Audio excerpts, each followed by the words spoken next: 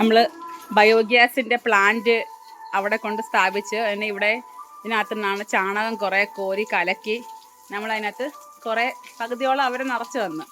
അതുകൊണ്ട് ഇവിടെ എല്ലാം ചാണകം വീണ് പഴയ നമ്മൾ വെളിയിൽ കൊണ്ടുവന്ന് കളഞ്ഞ ചാണകം പഴയ ചാണകം ആയതുകൊണ്ടേ അതിനകത്ത് വൈറസും ബാക്ടീരിയയൊക്കെ കാണും. അതുകൊണ്ട് നമുക്ക് പശുവിനെ കയറ്റുന്നതിന് മുമ്പ് ചെറിയൊരു ജോലിയുണ്ട്.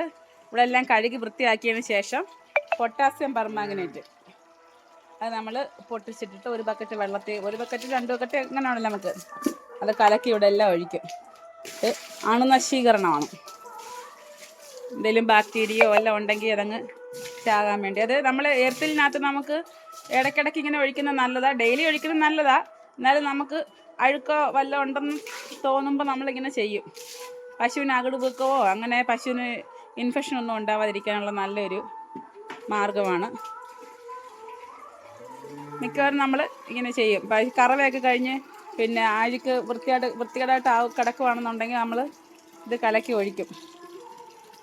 എർത്തിലൊക്കെ കഴുകിയതിന് ശേഷമേ പശുവിനെ കുളിപ്പിച്ചിട്ട് എർത്തിലും കഴുകിയതിന് ശേഷം ശാലം കഴുകി ഒഴിച്ചാൽ ഇതിപ്പോൾ ഇച്ചിരി കൂടുതലായിട്ടും കലക്കി ഒഴിക്കുന്നുണ്ട്.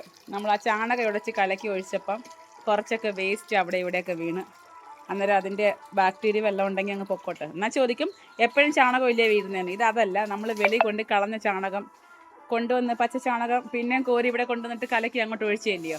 ഇനിയിപ്പോൾ നമ്മൾ ഡെയിലി ബയോഗ്യാസ് പ്ലാന്റ് വെച്ചതുകൊണ്ട് ഇവിടുന്ന് തന്നെ നമ്മൾ അന്നുണ്ടാവുന്ന ചാണകം കലക്കി ഇതിനകത്തുനിന്ന് തന്നെ ആ പ്ലാന്റിനകത്തോട്ട് കലക്കി ഒഴിക്കുക, വെളിയിൽ കൊണ്ടുപോകത്തില്ല.